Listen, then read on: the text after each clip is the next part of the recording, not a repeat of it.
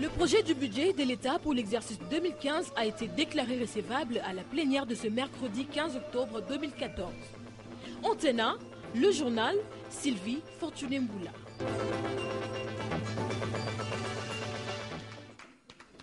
Belle entame des léopards de la République démocratique du Congo face aux léopards, face aux éléphants de la Côte d'Ivoire au stade Houphouët-Boigny à Abidjan. Les léopards mènent par 3-1. Bonsoir mesdames et messieurs, bienvenue à cette grande session d'information sur Antenne A, la chaîne des références. Je l'ai dit tout à l'heure, les léopards mènent les éléphants de la Côte d'Ivoire par 3-1. Nous vous proposons de suivre le 3 buts marqués par les Congolais.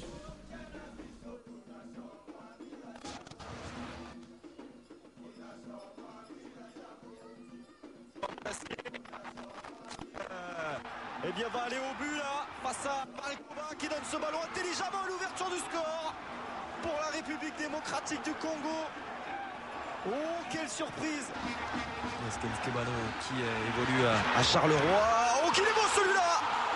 Voilà la réponse ivoirienne. L'égalisation signée Yaya Touré.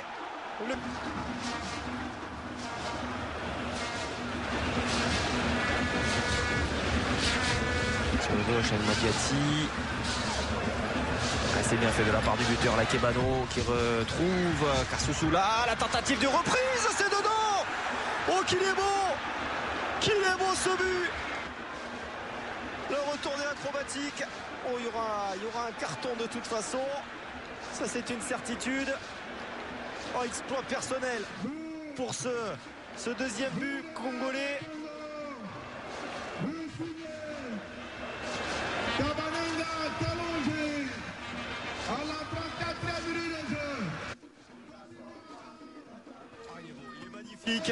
Il ne peut passe encore avec ce service immédiat pour Kebano, le centre en première attention.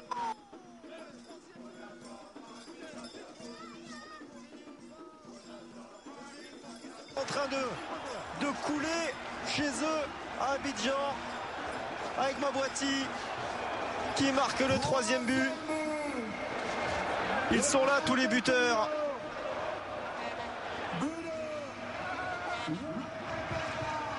Que c'est bien fait en première intention. La défense des éléphants qui est complètement pris à revers là-dessus. Et là encore, Marikova qui ne peut absolument rien. Et comme un seul homme, une nouvelle fois le banc. Voilà, déjà le but, les joueurs sont dans les vestiaires en attendant la deuxième partie du match. Le ministre délégué aux Finances, Patrice Kitebi, va répondre le vendredi 17 octobre 2014 à la motion des défiances sur la mauvaise exécution du budget 2013. Par ailleurs, la plénière a déclaré ce mercredi recevable le projet du budget de l'État pour l'exercice 2015 à l'issue de réponse du Premier ministre aux préoccupations des députés nationaux exprimés lors du débat général. Lendo Fandombongo, David Temo.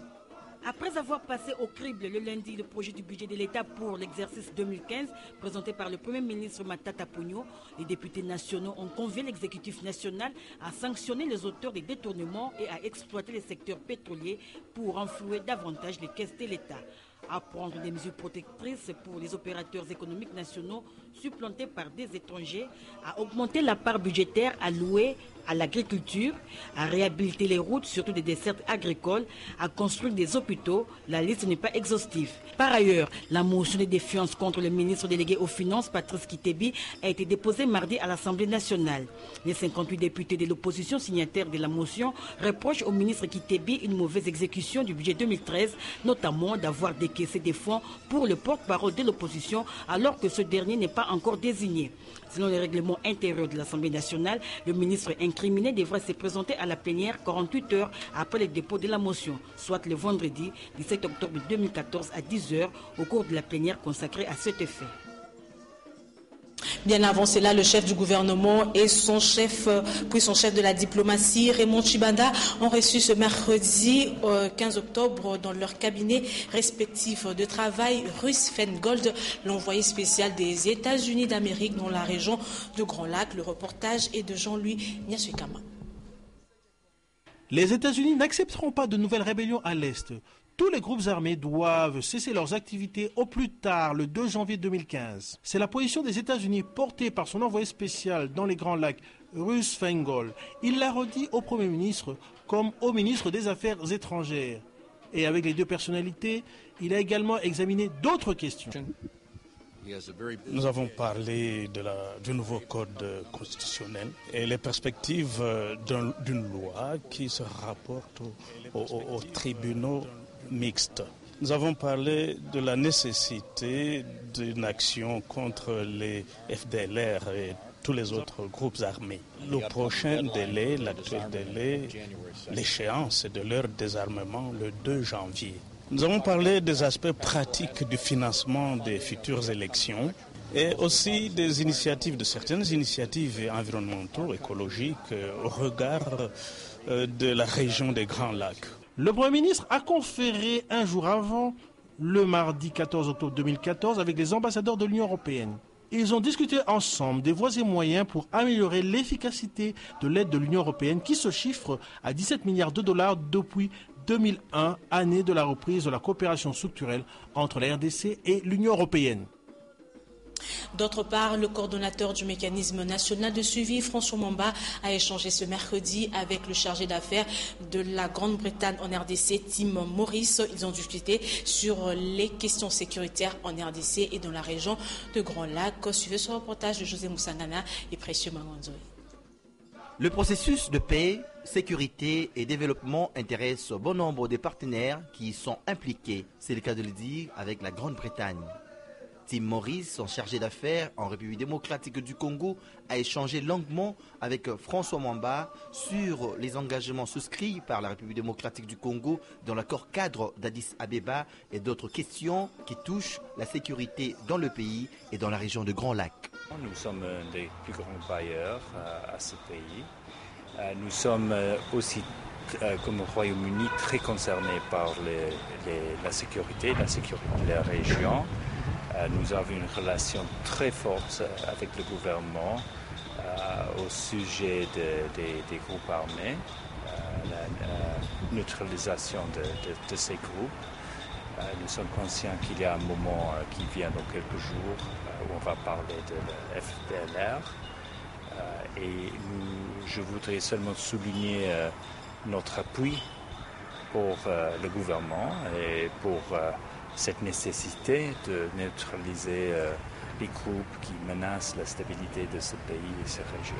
Le coordonnateur du MNS a remercié son hôte pour l'engagement de son pays à soutenir ce processus. Ça a été effectivement une occasion d'échange sur l'ensemble des engagements nationaux, sur l'implication en ce qui concerne les aspects régionaux et les aspects internationaux, mais également sur des dossiers à caractère à la fois important et urgent, notamment en ce qui concerne les dossiers M23, comment on termine, les dossiers FDLR.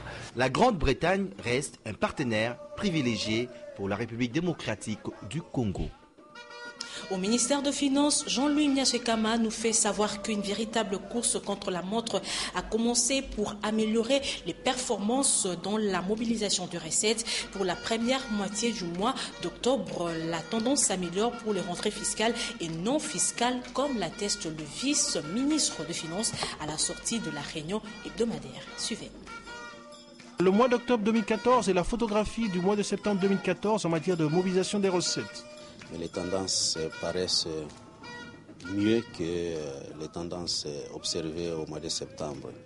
Du fait qu'à la date d'aujourd'hui, les recettes mobilisées par la Direction générale des impôts sont supérieures à leur niveau du mois de septembre.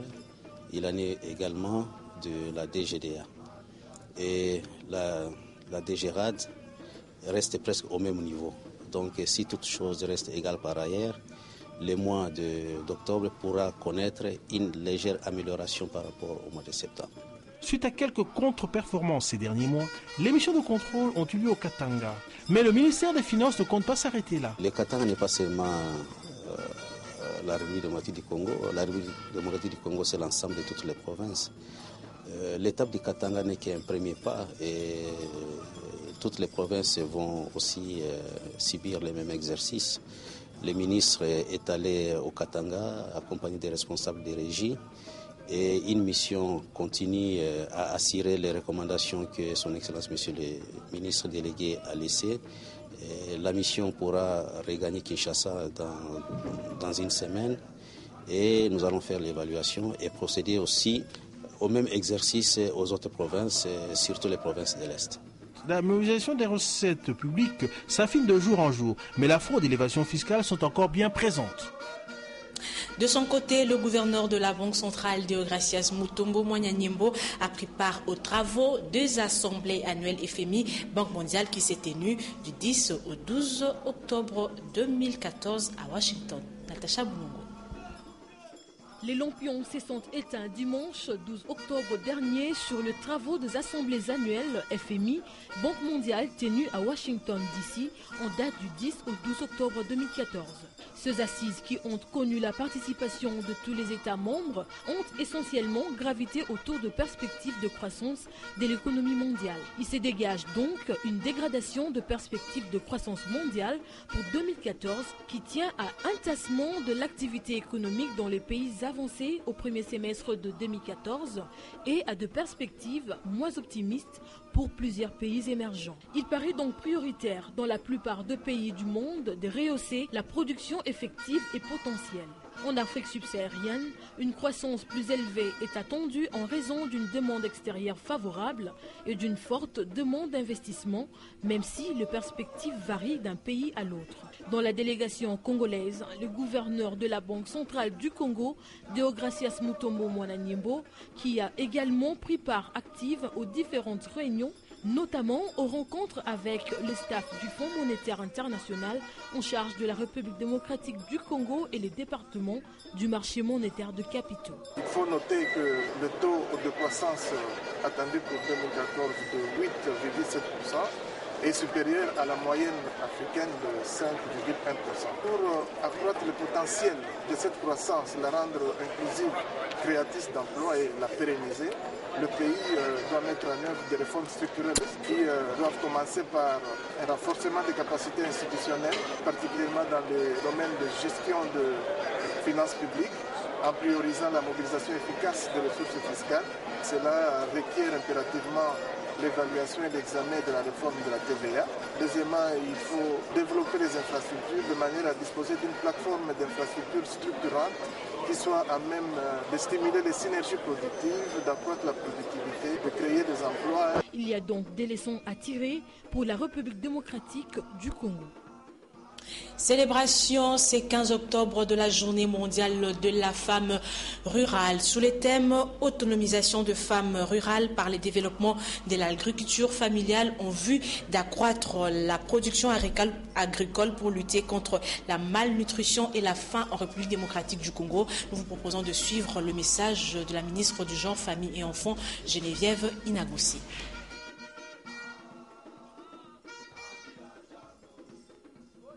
Chers compatriotes, c'est en reconnaissance du rôle et de l'apport décisif des femmes dans la promotion du développement agricole et rural, l'amélioration de la sécurité alimentaire et l'élimination de la pauvreté en milieu rural que l'Assemblée générale des Nations unies a décidé de célébrer la Journée mondiale de la femme rurale le 15 octobre de chaque année.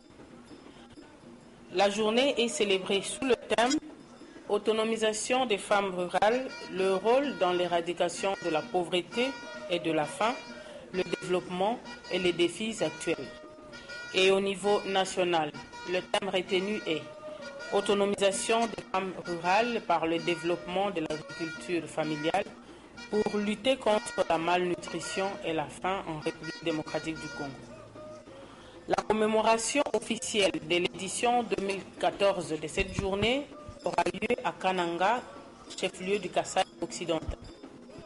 Dans le cadre de la mise en œuvre de la révolution de la modernité prônée par le président de la République, Joseph Kabila Kabange, le gouvernement poursuit l'exécution d'un programme vaste de transformation du cadre de vie de la population, y compris les femmes rurales, notamment par la mise en place des pôles économiques et agricoles, dont Bukangalo tout récemment, la réhabilitation des infrastructures des bases, des routes d'intérêt national et des dessertes agricoles. Toutes nos excuses pour la mauvaise qualité de ces images. Au quartier général de la MONUSCO, le rendez-vous a été respecté entre la presse et le staff des agences des Nations Unies. L'insécurité grandissante dans la province du Nord Kivu. Et sachez aussi que la MONUSCO et le Bureau conjoint des Nations Unies aux droits de l'homme ont publié ce mercredi le rapport de violence commise par les agents de la police nationale congolaise lors de l'opération Likofi. Natacha Bomungo et David Tembe. Plusieurs formes de violations liées à l'intégrité physique, telles que le kidnapping, sont devenues monnaie courante dans la province du Nord Kivu. Selon le source de la mission onusienne, le 8 octobre, 4 individus en déplacement vers Goma, parmi lesquels l'ancien maire de Beni, ont été kidnappés et emmenés à une destination inconnue. À la même date, 16 passagers d'un bus ont été kidnappés par les rebelles des FDLR Foka à Maïamato, dans la région de Tongo. Nous avions, il y a quelques mois seulement, 75% de ce territoire tenu par des groupes armés. Aujourd'hui, ils ne tiennent plus que 25%. C'est vrai, NDC Tcheka continue de bouger, mais il ne bouge pas parce qu'il a envie de bouger, il bouge parce qu'il est sous pression, il est aux abois. Il ne contrôle plus le Ouekale comme il le contrôlait avant. Et donc nous avons d'énormes secteurs, du territoire du Nord Kivu qui sont accessibles, qui ne l'étaient pas avant. Ce que je voudrais, c'est mettre les choses en perspective et dire non, la situation n'est pas idéale au Nord Kivu, mais elle est sans comparaison, sans commune mesure meilleure de ce qu'elle était il y a un an, avant les interventions robustes des FARDC avec l'appui déterminé de la FIB. Entre-temps, la MONUSCO et le Bureau conjoint des Nations Unies aux droits de l'homme ont publié un rapport sur les violations commises par les agents de la police nationale congolaise pendant l'opération Likofi qui s'est déroulée à Kinshasa entre le 15 novembre 2013 et le 15 février 2014. Cette opération, qui consistait à traquer les bandits armés, a connu plusieurs dérapages tels que des enlèvements, assassinats et autres. La conférence épiscopale nationale du Congo, SENCO, a fait une mise au point. C'est mercredi 15 octobre 2014. La SENCO condamne les actes d'agression et de barbarie qui se sont produits les dimanches derniers dans la cité de Lodja, dans le district de Sankourou, dans la province du Kasaï oriental. Le propos a été recueilli par Anne-Marie Ossite. La SENCO précise qu'en donnant leur position au sujet de la révision ou non des articles verrouillés de la Constitution, les évêques catholiques, en tant que pasteurs et citoyens congolais, ne se mêlent pas de la politique, mais ils exercent leurs droits et leur mission prophétique de veilleurs et d'éveilleurs de conscience. Confère Gaudium et Spes, numéro 76, paragraphe 5. Fort malheureusement, en certains endroits, en lieu et place des débats citoyens, on a enregistré injures, diffamations, jusqu'aux actes de violence sur des ecclésiastiques, tel ce qui s'est passé le dimanche 12 octobre dans la cité de Lodja. La SENCO condamne ces actes d'agression et de barbarie. C'est inadmissible de s'attaquer au personnel ecclésiastique qui, fidèle à sa hiérarchie, exerce son ministère pastoral.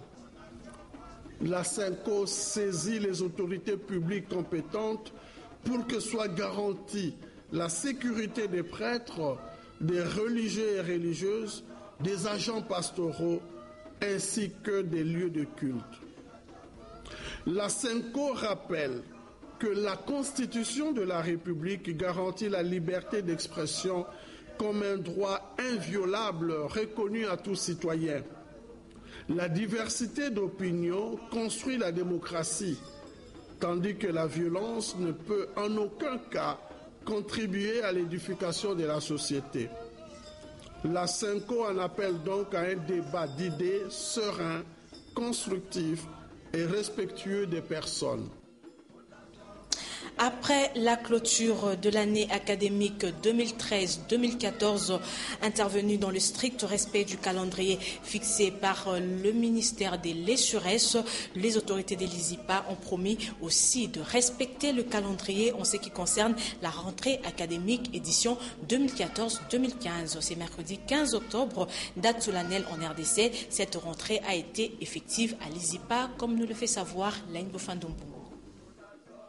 Après les tests d'admission pour les étudiants ayant obtenu moins de 60%, l'Institut supérieur de l'informatique, programmation et analyse ISIPA a connu cet avant-midi une rentrée académique effective. En effet, tôt le matin, les étudiants se sont rués sur le campus de l'ISIPA, Chamba en masse, très contents de leur nouveau statut d'étudiants, abandonnant l'ancien celui des élèves. Ils étaient excités de retrouver l'ISIPA qu'ils ont librement choisi pour leurs études supérieures en sciences informatiques, avec comme option de l'informatique de gestion et technique de maintenance, et en sciences commerciales, avec comme option gestion financière, douane et assises. L'ambiance était bon enfant. Les autorités académiques présentes sur les sites ont offert aux nouveaux étudiants leur hospitalité pour cette première séance de prise de contact. Au niveau de l'ISIPA, aujourd'hui, nous avions arrangé des choses de telle sorte que nous puissions nous entretenir avec les nouveaux, ceux qui viennent d'arriver.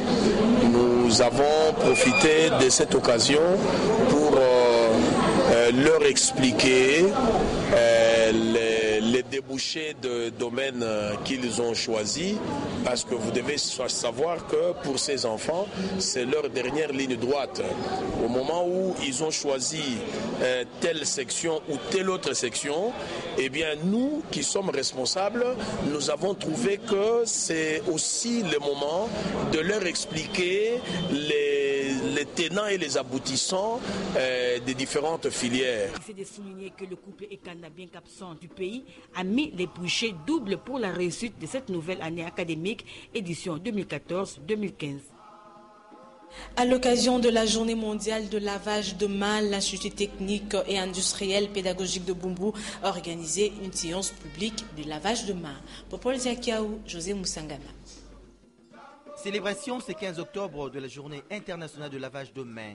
Un événement qui interpelle les élèves de l'Institut technique, industriel et professionnel de Bumbu.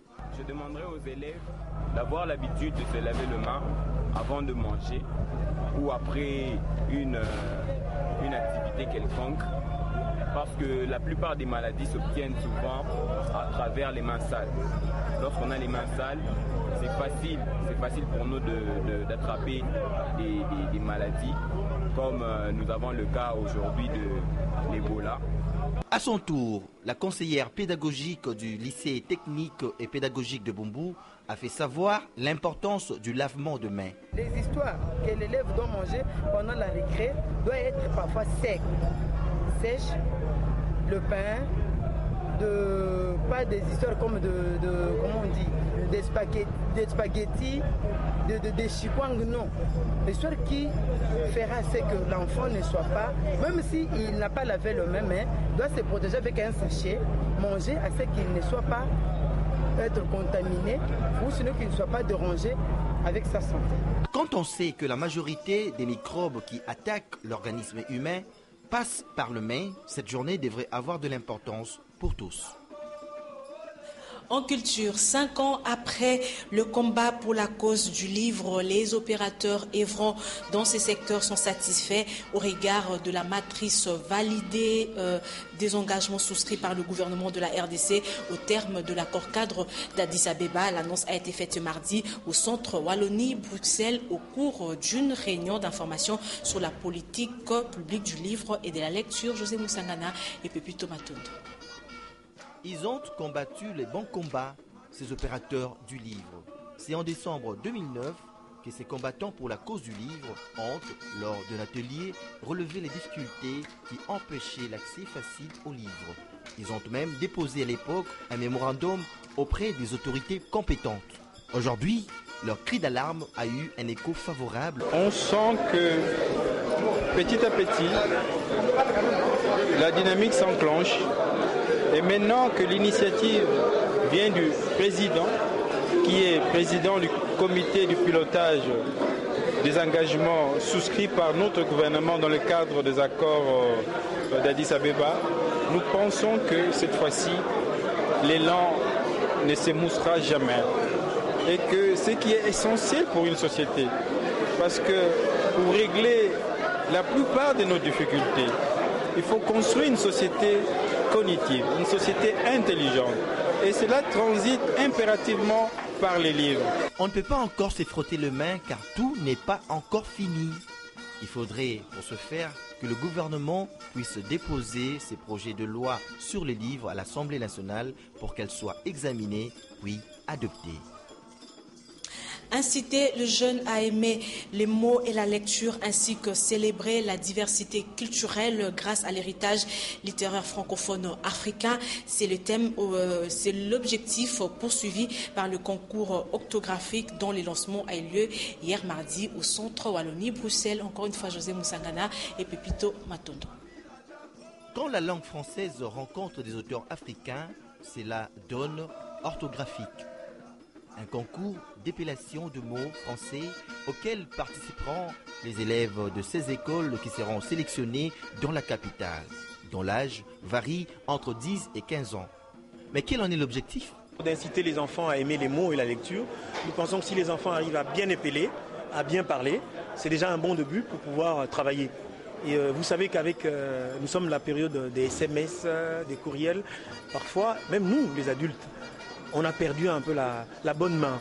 Ici, l'idée, c'est de pouvoir ramener les gens à la lecture simplement et à révisiter les dictionnaires. Orthographique est là, c'est un incitant. Après différentes séances d'entraînement, c'est le 28 mars 2015 que le concours démarre jusqu'à la finale le 30 avril de l'année prochaine. Mais bien avant cela, la cérémonie d'ouverture est prévue pour le 1er novembre de l'année en cours au studio Maman Anguébi. Un mot sport avant de passer à autre chose. Arnold Ikondo a remporté l'épreuve de force des tennis devant Garma Kouloufa 8-4 et gagne l'unique place qui reste dans la sélection qui va représenter la RDC à la 13e Coupe d'Afrique de Nations des tennis au Congo-Brazzaville 2014. Patrick Borel-Mukendi et Rigo Moulopo. En développant un tennis séduisant et spectaculaire, Arnold Ikondo s'est imposé en finale de l'épreuve des forces face à Sarman Kouloufa 8-4, rejoignant ainsi Denis Ndondo, Toubi Bessambi et Christian Saïdi du Katanga dans l'équipe nationale de l'RDC qui prendra part à la 13e Coupe d'Afrique des Nations de tennis Brazzaville 2014. Le directeur technique national Richard Lofalanga a déclaré que les joueurs et les décideurs doivent faire leur travail pour laisser une bonne impression au pays de Denis Sassou Nguesso. Au niveau du gouvernement, je sais qu'il y a beaucoup de chefs qui jouent au tennis, même au niveau du Katanga, le gouverneur Moïse Katumbi, c'est un joueur de tennis. Il est parmi les mécènes, Papa Soumani. Et voilà, il y a un message que je donne à tout le monde qui puisse nous soutenir pour la CAN de tennis à Brazzaville. C'est bientôt, on va quitter le pays d'ici le 9 novembre. Vraiment, je tiens beaucoup à tous ces gens qui jouent au tennis de soutenir l'équipe nationale congolaise de tennis. Maintenant que l'effectif est au complet, les séances d'entraînement proprement dites vont débuter le lundi 20 octobre sur la surface battue du cercle de Kinshasa, a dit le directeur technique national. Place à la revue de presse dans une sélection et commentaires de Patricia Amouli.